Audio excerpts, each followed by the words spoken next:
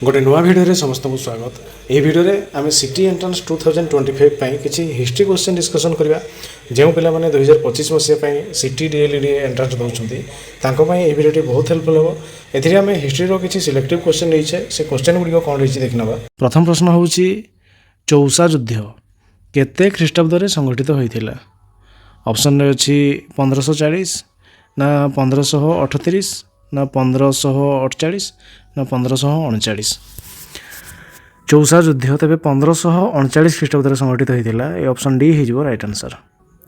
तेबे चौसा युद्ध जो कथा जदि कहबा तेबे बैटल ऑफ चौसा जोटा कि आमर मोगल एम्परर हुमायून तेबे हुमायून एवं शेर शाह सूरी मध्य होता जोटा कि 26 जून 1539 ख्रीष्टाब्द होता जोटा कि आमर कहवा बक्सार नामक स्थान जोटा कि एबे आमे कहबा ताकू बक्सार एबे मॉडर्न ना जोटा कि आमर बिहार हेबो। तेबे से बक्सार नामक स्थान 10 माइल साउथ वेस्ट तेबे 10 माइल दक्षिण पश्चिम अंचल रे युद्धटी संगठित होता। तेबे ताहा होता कहा ना मोगल एम्परर हुमायून एवं आमर शेर शाह सूरी मध्य होता 1539 ख्रीष्टाब्द आउ डेट थिला कौन ना 26 जून। एबार 2 नंबर राजपूत राज्य अंबर वर्तमान केउ नाम परिचित। कानपुर ना राजस्थान ना जयपुर ना महाराष्ट्र। अंबर वर्तमान ना हूँ कौन ना Jaipur Rajasthan Jaipur. A option C हो राइट आंसर। एबार 3 नंबर अकबर कृषक मानक ठारू उत्पादनर केते अंश भू राजस्व रूपे नेउथिले। 1/6 ना 1/3 ना 1/5 ना 1/4। अकबर कृषक मानक ठारू उत्पादनर केते अंश भू राजस्व रूपे नेउथिले। तेबे तार आंसर हो 1/3। 1/3 3 भाग भागे नहीं जाउथिले। ए ऑप्शन बी हो राइट आंसर। 4 नंबर मोगल शासन काल रे मुसलमान समाज केते भाग रे विभक्त होइथिला। 1 भाग ना 2 भाग ना 3 भाग ना 4 भाग। तेबे मुसलमान समाज 4 भाग रे विभक्त होइथिला। ए ऑप्शन डी हो राइट आंसर। तेबे से 4 भाग रु जदि आमे देखिबा तेबे 4 भाग होउची कोन कोन ना जोटा कि सुभाष जोटा कि सुबेदार माने रहउथिले। तेबे थिला कोन ना सुभाष तापरे थिला हमरो सरकार तापरे थिला प्रगणा पर थिला ग्राम। एमती 4 भाग रे विभक्त होइथिला। एबारे 5 नंबर अकबर मनसबदार को केते भाग रे विभक्त करथिले। 33 ना 30 ना 28 ना 34। तेबे तार आंसर हो कौन ना से 33 भाग रे विभक्त करथिले मनसबदार मान को। ऑप्शन ए हो right answer. एबारे 6 number Sher Shah केते ख्रीष्टाब्द दिल्ली सिंहासन आरोहण करथिले। 1530 ना 1540 ना 1545 ना 1552। शेर शाह केते ख्रीष्टाब्द दिल्ली सिंहासन आरोहण करथिले। तेबे तार आंसर हो 1540 ख्रीष्टाब्द 1540। ऑप्शन बी हो राइट आंसर। एबारे 7 नंबर बाबर केबे मृत्युवरण करथिले। 1530 ख्रीष्टाब्द ना 1526 ख्रीष्टाब्द ना 1527 ख्रीष्टाब्द ना 1528 ख्रीष्टाब्द। तेबे तार आंसर हो बाबर 1530 ख्रीष्टाब्द मृत्युवरण करथिले। ऑप्शन ए हो राइट आंसर। एबारे 8 नंबर प्रेम बाटिका किए रचना करथिले। सूरदास ना तुलसीदास ना तोड़र मल्ल ना रस खाँ। प्रेम बाटिका तेबे यार आंसर हो कि ना रस खाँ। ए ऑप्शन डी हो राइट आंसर।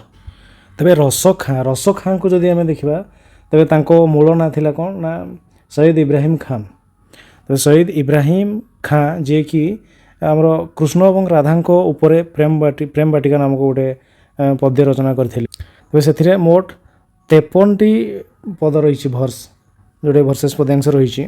तेबे से श्रीमद् भगवत को पार्सियान लैंग्वेज रे ट्रांसलेट करने समय से कृष्ण को ऊपर डीपली माने प्रभाव पड़ता ऊपर। तेणु से राधाकृष्ण ऊपर ये प्रेम बाटिका पद्य रचना करथिले।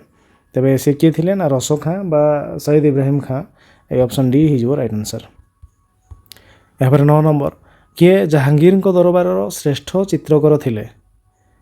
बिशन दास ना टमास रो ना मानसिंह ना अमर सिंह। जहांगीर दरबार जन चित्रकर थिले जन भल श्रेष्ठ चित्रकर थिले से होचंदी किए ना बिशन दास। ବିଷମ ଦାସ, ଏ ଅପସନ୍ ଏ ହେଇଯିବ ରାଇଟ୍ ଆନ୍ସର୍। ତାପରେ 10 ନମ୍ବର ହଳଦୀଘାଟ ଯୁଦ୍ଧରେ ମୋଗଲମାନଙ୍କ ନେତୃତ୍ୱ କିଏ ନେଇଥିଲେ? ଅମର ସିଂ, ନା ରାଣା ପ୍ରତାପ, ନା ମାନ ସିଂ, ନା ଜୟ ସିଂ? ତେବେ ହଳଦୀଘାଟ ଯଦି ଦେଖିବା ତେବେ ହଳଦୀଘାଟ ଯୁଦ୍ଧ କେବେ ହେଇଥିଲା? ନା ତାହା ହେଇଥିଲା 18 ଜୁନ୍ 1576, 1576ରେ, 18 ଜୁନ୍ 1576ରେ।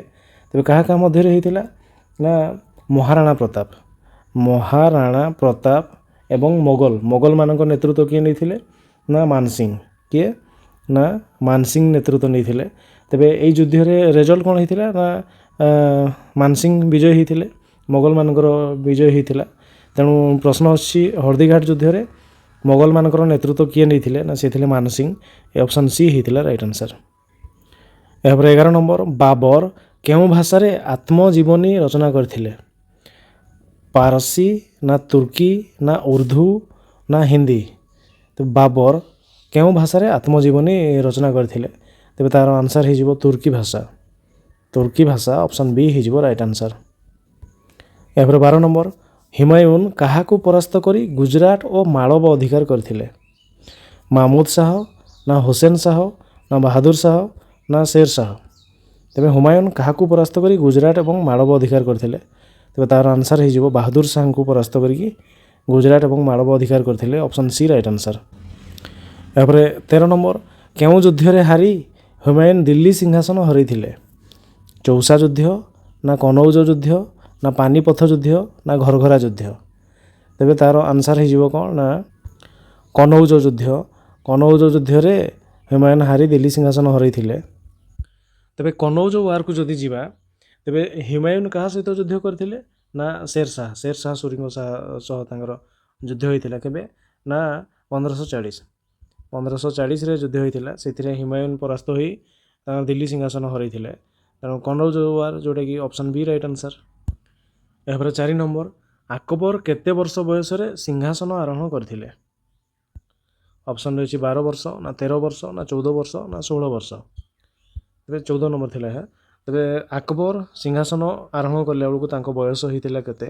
ନା 13 ବର୍ଷ, ସର୍ବମୋଟ 13 ବର୍ଷ ହେଇଥିଲା। ଏ ଅପସନ୍ ବି ହେଇଯିବ ରାଇଟ୍ ଆନ୍ସର୍। 15 ନମ୍ବର କେଉଁମାନେ ମାଲବାର ଉପକୂଳସ୍ଥ ମାହେ ବନ୍ଦର ଅଧିକାର କରିଥିଲେ? ଡଚ୍ ମାନେ, ନା ଫରାସୀ ମାନେ, ନା ଓଲନ୍ଦାଜ ମାନେ, ନା ଇଂରେଜ ମାନେ? କେଉଁମାନେ ମାଲବାର ଉପକୂଳସ୍ଥ ମାହେ ବନ୍ଦର ଅଧିକାର କରିଥିଲେ? ତେବେ ତାହାର ଆନ୍ସର୍ ହେଇଯିବ କ'ଣ? ନା ଫରାସୀ ମାନେ। ଏ ଅପସନ୍ ବି ହେଇଯିବ ରାଇଟ୍ ଆନ୍ସର୍। 16 ନମ୍ବର ଇଂଲଣ୍ଡର ରାଜା ଦ୍ୱିତୀୟ ଚାର୍ଲସ ପର୍ତ୍ତୁଗାଲ ରାଜକନ୍ୟା କାଥେରାନକୁ ବିବାହ କରି ଭାରତର କେଉଁ ଅଞ୍ଚଳ ଯୌତୁକ ରୂପେ ଲାଭ କରିଥିଲେ? ମୁସଲିପତନମ, ନା କାସିମ ବଜାର, ନା ସୁତାନଟି, ନା ବମ୍ବେ? ଇଂଲଣ୍ଡର ରାଜା ଦ୍ୱିତୀୟ ଚାର୍ଲସ ପର୍ତ୍ତୁଗାଲର ରାଜକନ୍ୟା କାଥେରାନକୁ ବିବାହ କରିକି ଭାରତର ଗୋଟେ ତାଙ୍କର ପର୍ତ୍ତୁଗାଲ ଅଧିକୃତ ଅଞ୍ଚଳକୁ ସେ ଯୌତୁକ ଲାଭ ପାଇଥିଲେ। ତେବେ ତାହା ଥିଲା କ'ଣ? ନା ବମ୍ବେକୁ ସେ ମୁମ୍ବାଇକୁ ନେଇକି ଯୌତୁକ ନେଇକି ପଳେଇଥିଲେ। ଏ ଅପସନ୍ ଡି ହେଇଯିବ ରାଇଟ୍ ଆନ୍ସର୍। 17 ନମ୍ବର 1717 ଖ୍ରୀଷ୍ଟାବ୍ଦରେ କେଉଁ ମୋଗଲ ସମ୍ରାଟ ଇଂରେଜମାନଙ୍କୁ ବଙ୍ଗ ଦେଶରେ ବାଣିଜ୍ୟ କରିବା ପାଇଁ କେତେକ ସ୍ୱତନ୍ତ୍ର ସୁବିଧା ଦେଇଥିଲେ? ଫାରୁକ ସୟାର, ନା ଜାହାଙ୍ଗୀର, ନା ବାହାଦୁର ଶାହ, ନା ଶାହାଜାହାନ? ତେବେ 1717 ଖ୍ରୀଷ୍ଟାବ୍ଦରେ ବଙ୍ଗ ଦେଶରେ ବାଣିଜ୍ୟ କରିବା ପାଇଁ ସୁବିଧା ଦେଇଥିଲେ। ତେବେ ତାହା ହେଇଯିବ କିଏ? ନା ଫାରୁକ ସୟାର। ଏ ଅପସନ୍ ଏ ହେଇଯିବ ରାଇଟ୍ ଆନ୍ସର୍। 18 ନମ୍ବର ଭାରତରେ ଦିନାମାର ମାନେ କେଉଁଠାରେ ବାଣିଜ୍ୟ କୋଠିମାନ ସ୍ଥାପନ କରିଥିଲେ? ବଙ୍ଗର ଶ୍ରୀରାମପୁର, ନା ବଙ୍ଗର ହୁଗୁଳି, ନା କେରଳର କାଲିକଟ, ନା ଓଡ଼ିଶାର ବାଲେଶ୍ୱର? ଦିନାମାର ମାନେ କେଉଁଠାରେ ବାଣିଜ୍ୟ କୋଠି ସ୍ଥାପନ କରିଥିଲେ? ତେବେ ସେମାନେ ବଙ୍ଗର ଶ୍ରୀରାମପୁର, ଦିନାମାର ଡେନମାର୍କର। ତେବେ ସେମାନେ ବଙ୍ଗର ଶ୍ରୀରାମପୁର ଠାରେ ବାଣିଜ୍ୟ କୋଠି ସ୍ଥାପନ କରିଥିଲେ। ଏ ଅପସନ୍ ଏ ହେଇଯିବ ରାଇଟ୍ ଆନ୍ସର୍। 19 ନମ୍ବର ଫରାସୀ ଇଷ୍ଟ ଇଣ୍ଡିଆ କମ୍ପାନୀ କେତେ ଖ୍ରୀଷ୍ଟାବ୍ଦରେ ଗଠିତ ହୋଇଥିଲା? 1764, ନା 1676, ନା 1680, ନା 1664? ଫ୍ରାନ୍ସର ଇଷ୍ଟ ଇଣ୍ଡିଆ କମ୍ପାନୀ ତାହେଲେ କେବେ ଗଠିତ ହୋଇଥିଲା? ତେବେ ତାର ଆନ୍ସର୍ ହେଇଯିବ 1664। 1664 ଅପସନ୍ ଡି ହେଇଯିବ ରାଇଟ୍ ଆନ୍ସର୍। ଏପରେ 20 ନମ୍ବର ଫରାସୀ ବାଣିଜ୍ୟ କୋଠି ଚନ୍ଦନନଗର କେଉଁ ରାଜ୍ୟରେ ଅଛି? ତାମିଲନାଡ଼ୁରେ ନା ବଙ୍ଗରେ ନା ଓଡ଼ିଶାରେ ନା କେରଳ? ତେବେ ଫ୍ରାନ୍ସର ବାଣିଜ୍ୟ କୋଠି ଚନ୍ଦନନଗର ତାହା କେଉଁ ରାଜ୍ୟର ନା ତାହା ହେଇଯିବ ବଙ୍ଗ ରାଜ୍ୟ। ଅପସନ୍ ବି ବଙ୍ଗ ହେଇଯିବ ରାଇଟ୍ ଆନ୍ସର୍। ଏପରେ 21 ନମ୍ବର ପ୍ରଥମ ଶତାବ୍ଦୀରେ ରୋମରେ କିଏ ଶାସନ କରୁଥିଲେ? ଜୁଲିୟସ୍ ସିଜର ନା ଅଗଷ୍ଟ ସିଜର ନା କନଷ୍ଟାଣ୍ଟାଇନ୍ ନା ପ୍ରଥମ ଚାର୍ଲସ? ପ୍ରଥମ ଶତାବ୍ଦୀରେ ରୋମର ଶାସନକର୍ତ୍ତା କିଏ ଥିଲେ? ନା ସିଏ ଥିଲେ ଅଗଷ୍ଟ ସିଜର। ଏ ଅପସନ୍ ବି ହେଇଯିବ ରାଇଟ୍ ଆନ୍ସର୍। 22 ନମ୍ବର ତ୍ରୟୋଦଶ ଶତାବ୍ଦୀରେ କିଏ ଏସିଆ ଭ୍ରମଣ କରିଥିଲେ? ଅପସନ୍ରେ ଅଛି ମାର୍କ ପୋଲୋ ନା ବାର୍ଥୋଲୋମିଓ ଡାଏଜ ନା କଲମ୍ବସ୍ ନା ଆଲବୁକର୍କ? ତ୍ରୟୋଦଶ ଶତାବ୍ଦୀରେ ଏସିଆ ଭ୍ରମଣ କରିଥିବା ବ୍ୟକ୍ତି ହେଉଛନ୍ତି କିଏ? ନା ସିଏ ହେଉଛନ୍ତି mark polo. A option A ହେଇଯିବ ରାଇଟ୍ ଆନ୍ସର୍। ଏପରେ 23 ନମ୍ବର ୟୁରୋପୀୟମାନଙ୍କ ମଧ୍ୟରେ ଭାରତକୁ ଜଳପଥ ଆବିଷ୍କାର କରିବାରେ କେଉଁମାନେ ସବୁଠାରୁ ଆଗୁଆ ଥିଲେ? ଡଚ୍ ମାନେ ନା ପର୍ତ୍ତୁଗିଜ ମାନେ ନା ଡେନମାର୍କ ମାନେ ନା ବ୍ରିଟିଶ ମାନେ? ୟୁରୋପୀୟମାନଙ୍କ ମଧ୍ୟରେ ଭାରତକୁ ଜଳପଥ ପ୍ରଥମେ ଆବିଷ୍କାର କରିଥିଲେ କେଉଁମାନେ? ନା ସିଏ ହେଉଛନ୍ତି Portuguese, Vasco da Gama Portuguese ମାନେ। ଏ ଅପସନ୍ ବି ହେଇଯିବ right answer. 24 number Columbus Portuguese ସରକାରଙ୍କର କେଉଁ ପଦବୀରେ ଥିଲେ? ସେ ଜଣେ ନାବିକ ଥିଲେ ନା ଚିତ୍ରକର ଥିଲେ ନା କର୍ମଚାରୀ ଥିଲେ ନା ସେନାଧ୍ୟକ୍ଷ ଥିଲେ? କଲମ୍ବସ୍ ପର୍ତ୍ତୁଗିଜ ସରକାରଙ୍କର କେଉଁ ପଦବୀରେ ଥିଲେ? ତେବେ ତାର ଆନ୍ସର୍ ହେଇଯିବ ସେ କ'ଣ ନା ସେ ଜଣେ ରାଜକର୍ମଚାରୀ ଥିଲେ। ଅପସନ୍ ସି ହେଇଯିବ right answer. 25 number Columbus Bharat ଉଦ୍ଦେଶ୍ୟରେ ଜଳଯାତ୍ରା କରି ଭାରତରେ ନ ପହଞ୍ଚି କେଉଁଠାରେ ପହଞ୍ଚି ଯାଇଥିଲେ? କଲମ୍ବସ୍ ଆଫ୍ରିକା ନା ଆମେରିକା ନା ଆଣ୍ଟାର୍କଟିକା ନା ଏସିଆ? କଲମ୍ବସ୍ ଭାରତ ଉଦ୍ଦେଶ୍ୟରେ ଜଳଯାତ୍ରା କରି ଭାରତରେ ନ ପହଞ୍ଚି ସେ କେଉଁଠି ପହଞ୍ଚି ଯାଇଥିଲେ? ନା ତାର ଆନ୍ସର୍ ହେଇଯିବ କ'ଣ ନା ସେ ଆମେରିକାରେ ପହଞ୍ଚି ଯାଇଥିଲେ। ଇଣ୍ଡିଆ ବଦଳରେ ସେ ୱେଷ୍ଟ ଇଣ୍ଡିଜରେ ଯାଇକି ପହଞ୍ଚି ଯାଇଥିଲେ। ଏ ଅପସନ୍ ବି ହେଇଯିବ ରାଇଟ୍ ଆନ୍ସର୍। ଏପରେ 26 ନମ୍ବର ଉତ୍ତରମାସା ଅନ୍ତରୀପ କେଉଁ ମହାଦେଶରେ ଦକ୍ଷିଣ ସୀମାରେ ଅବସ୍ଥିତ? ଏସିଆ ମହାଦେଶ ନା ଆଫ୍ରିକା ନା ଦକ୍ଷିଣ ଆମେରିକା ନା ଆରବ? ଉତ୍ତରମାସା ଅନ୍ତରୀପ ତାହେଲେ କେଉଁ ମହାଦେଶର ଦକ୍ଷିଣରେ ଅବସ୍ଥିତ? ତେବେ ତାର ଆନ୍ସର୍ ହେଇଯିବ କ'ଣ ନା ଆଫ୍ରିକାର ପୁରା ତଳଟା ହେଉଛି ଉତ୍ତରମାସା ଅନ୍ତରୀପ। ତେଣୁ ଅପସନ୍ ବି ହେଇଯିବ ରାଇଟ୍ ଆନ୍ସର୍। 27 ନମ୍ବର ପର୍ତ୍ତୁଗିଜ ନାବିକ ଭାସ୍କୋ ଡା ଗାମା ଜଳପଥରେ ଆସି କେତେ ଖ୍ରୀଷ୍ଟାବ୍ଦରେ ଭାରତରେ କାଲିକଟ ନାମକ ସ୍ଥାନରେ ପହଞ୍ଚିଥିଲେ? 1453 ନା 1502 ନା 1498 ନା 1508?